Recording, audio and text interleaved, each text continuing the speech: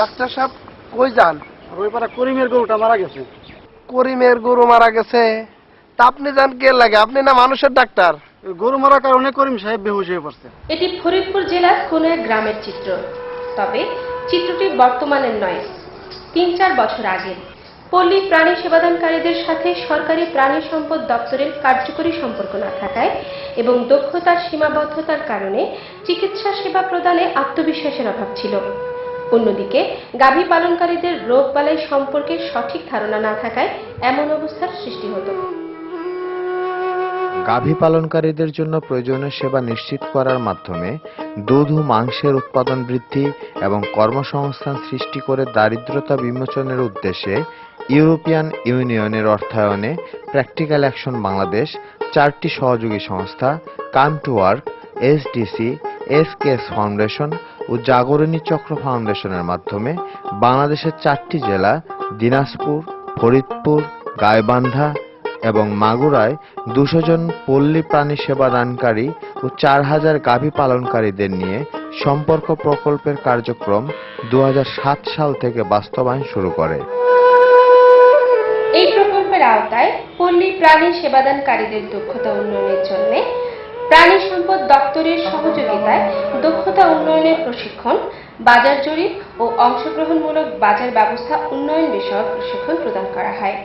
দক্ষতা উন্নয়নের পর পল্লী প্রাণী সেবাদানকারীরা এককভাবে উৎপাদনকারীদের দল গঠনের মাধ্যমে সেবা প্রদানের কাজ বাস্তবায়ন করছিল।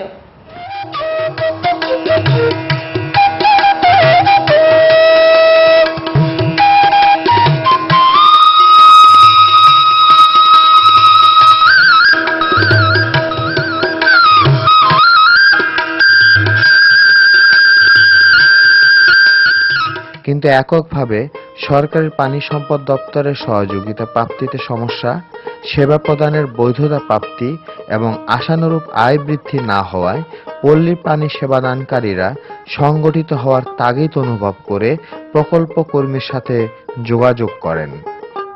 প্রকল্প কর্মী তাদের প্রয়োজনীয়তা অনুভব করে সংগঠন গঠনে সহযোগিতা করেন। প্রথমে 8-10 জন সদস্য নিয়ে সংগঠন গঠন করলেও বর্তমানে প্রতিটি সংগঠনের সদস্য সংখ্যা 20 জন।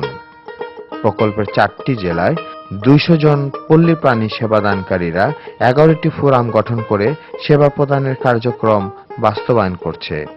আমরা এই দল গঠন করার আগে অনেক কিছু জানতাম না, যেমন আমরা আতাল পরিষ্কার করা জানতাম না, ঘর পরিষ্কার করা জানতাম না।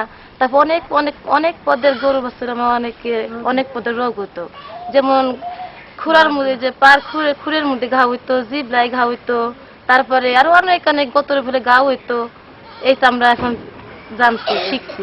ফোন দিলে ডাক্তার আসে, চিকিৎসা করে এবং কি কি কি রোগ মানে নির্ণয় করতে পারতাম না, এগুলো আমাদের এখন ওই ওনরাই মানে ধরে দেয়। গরুর খাবারের বিষয়গুলো জানতে পারছি, যে কি কি খাওয়াইলে ভালো হয় বা কিভাবে কোথা থেকে বীজ দিলে ভালো হবে, ভালো গাভী উৎপাদন করতে পারবো, প্লাস আপনার ওই দুধ কিভাবে বেশি করা যাবে। কারণ আমরা এই নেপিয়ার ঘাস খাওয়াইতাম না, এখন নেপিয়ার ঘাস খাওয়াই, নেপিয়ার ঘাস খাওয়ানোতে আমাদের দুধ বেশি হয়।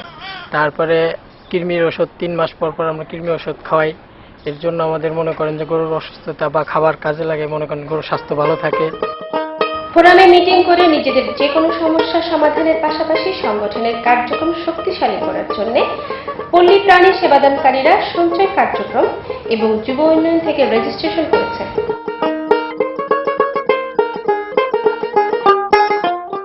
আমরা এই সংগঠন করার ফলে বিভিন্ন ঔষধ কোম্পানি আমাদের সাথে এসে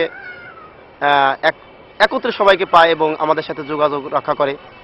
একটা অর্গানাইজেশন ফর্ম করলে যেটা সবচেয়ে বেনিফিট হওয়া যায়, যে আমাদের দৃষ্টিতে আমরা যারা মাঠে রুট লেভেলে সবার সাথে মত বিনিময় করতে সক্ষম, আমরা দেখছি যে তারা প্রফেশনালি ডেভেলপ হয় এবং যখনই প্রফেশনালি ডেভেলপ হবে তার কিন্তু সব সাইড থেকে তার কোয়ালিটি ক্লিক করবে। একদিকে যেরকম তার একটা প্রফেশনাল দৃষ্টিভঙ্গি গ্রো করবে যে কিভাবে একজন খামারিকে টিকিয়ে রাখা যায়, এটা তো তার কাজ না, কিন্তু সে এটা করবে। কারণ একজন খামারি যদি সফলভাবে টিকে থাকে তাহলে সে টিকে থাকবে, আর সে টিকে থাকলে আমরা টিকে থাকবো। পল্লী প্রাণী চিকিৎসক সমিতি নামে এই কমিটিটা যখন ফর্ম করলো, তো আমরা স্বাভাবিক তাদের সাথে আমরা একটা সম্পর্ক করার জন্য আমরাও উদ্গ্রীব হলাম। তো এখন একটা অর্গানাইজেশন করতে গেলে বেশ কিছু সাপোর্ট দরকার। তো আমাদেরও সীমাবদ্ধতার মধ্যে আমরা চেষ্টা করেছি তাদেরকে যতটুকু সাপোর্ট দেওয়ার। এই সংগঠনের পরে আমরা সরকারিভাবে একটা রেজিস্ট্রেশন পেয়েছি, যুব উন্নয়ন থেকে একটা রেজিস্ট্রেশন পেয়েছি। বেকারদের নিয়ে বিভিন্ন যে ভ্রাম্যমাণ ট্রেনিং করে থাকি। এই ভ্রাম্যমাণ ট্রেনিংটি মূলত তাদের যে আমাদের একটা স্কোপ আছে ট্রেনিং পর্যায়ে, তাদের 12টা ক্লাস আছে, প্রতিটা ব্যাচে 12টা ক্লাস আছে। এই 12টা ক্লাস মূলত আমরা তাদের দিয়ে করে থাকি। তাদের 12টা ক্লাসের মধ্যে রয়েছে যে প্রাণী সম্পদ বিষয়ে, বিভিন্ন পালন বিষয়ে, চিকিৎসা বিষয়ে, তারপর তাদের শরীর যে সুস্থ থাকে, তাদের আবাসস্থল যে কেমন হবে ইত্যাদি বিষয়ে আমাদের বেকার যুবকদের ভালো ট্রেনিং দিয়ে থাকেন এবং আমার বেকার যুবকরা বেশ উপকৃত হয়ে থাকে। এই সংগঠন হওয়ার ফলে ডিএলও অফিসের বিভিন্ন ভ্যাকসিনেশন ক্যাম্প, ডিওয়ার্মিং প্রোগ্রাম, এই সমস্ত কাজের সাথে আমাদেরকে নিয়ে করছেন এবং আমরা তাদের সাথে সহযোগিতা করছি এবং তারাও আমাদের একটা বৈধতা দিচ্ছে। মূলত আমরা প্রাণী সম্পদ অধিদপ্তর, আমাদের উপজেলা ভেটেরিনারি সার্জন, যে জিএফএ ভেটেরিনারি ফিল্ড অ্যাসিস্ট্যান্ট যে কর্মী বাহিনী আছে তাদের সঙ্গে সার্বক্ষণিক যোগাযোগ রক্ষা করবে এবং প্রাথমিকভাবে চিকিৎসা দেওয়ার পরে যে কোনো জটিল কেস বা যেটা বুঝতে পারছে না আমাদের ভেটেরিনারি সার্জনের সাথে তাৎক্ষণিক যোগাযোগ করবে। বিশেষ করে কারিগরি সহায়তা তাদেরকে দিয়ে থাকি।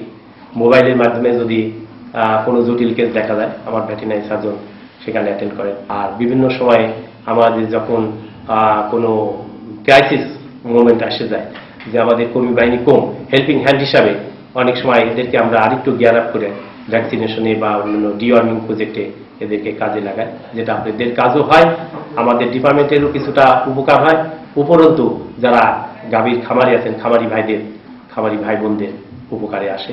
ফোরাম গঠন করে বর্তমানে পল্লী পানি সেবাদানকারীরা পানি সম্পদ অফিসের সহযোগিতায় এবং তাদের নিবিড় তত্ত্বাবধানে ভ্যাকসিনেশন ক্যাম্প, ডিওয়ার্মিং ক্যাম্পের পাশাপাশি ছোটখাটো অপারেশনও সফলতার সাথে করছে। ফোরাম গঠন করায় বিভিন্ন ঋণ প্রদানকারী সংস্থাও সহযোগিতা প্রদান করছে। পল্লী পশু চিকিৎসক ফোরামের সভাপতি রাজ জব্বার কোবা সে আমার সাথে যোগাযোগ করে এবং ঋণ নেওয়ার আগ্রহ প্রকাশ করে এবং আমার ব্যাংকের নিয়ম নীতিমালার মধ্যে তাকে আমি 1 লক্ষ টাকা ঋণ প্রদান করি। যখন আমরা এই সংগঠনের মাধ্যমে আসলাম, একে অপরের প্রতি একটা হৃদ্যতা, সুসম্পর্ক, একে অপরের সহযোগিতা করার মনোভাব সৃষ্টি হলো, তখন আমাদের প্রত্যেকেরই সুবিধা হতে লাগে। একটা রোগ বিষয় নিয়ে আমরা যদি সমস্যায় পড়ি, আমাদের মাধ্যমে ওই সংগঠনের মাধ্যমে সেগুলো আমরা আলোচনা করে সমাধান করার চেষ্টা করি।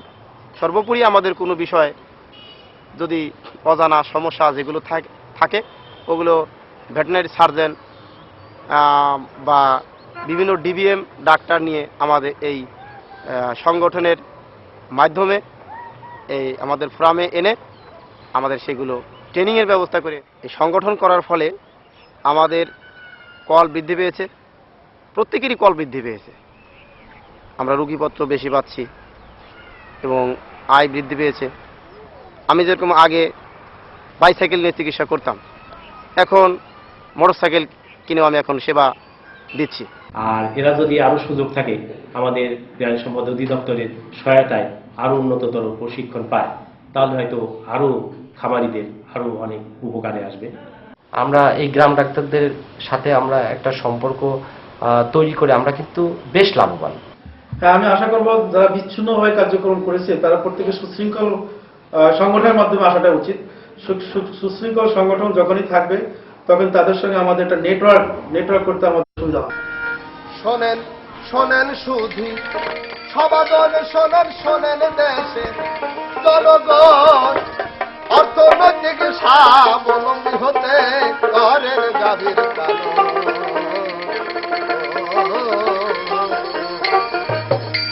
শোনেন শোনেন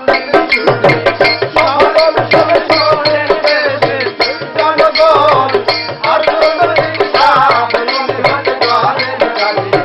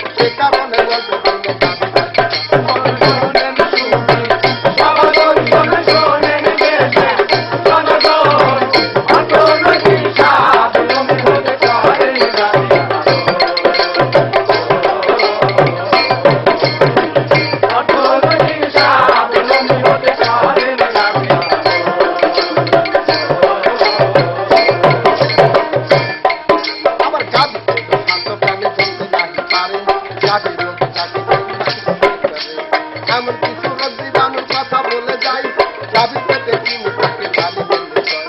নিয়ম খাওয়ার হয়ে যাবে তাড়াতাড়ি, গাবির সুস্থ সবল দেহ ভালো থাকবে মন, ভালোবাসা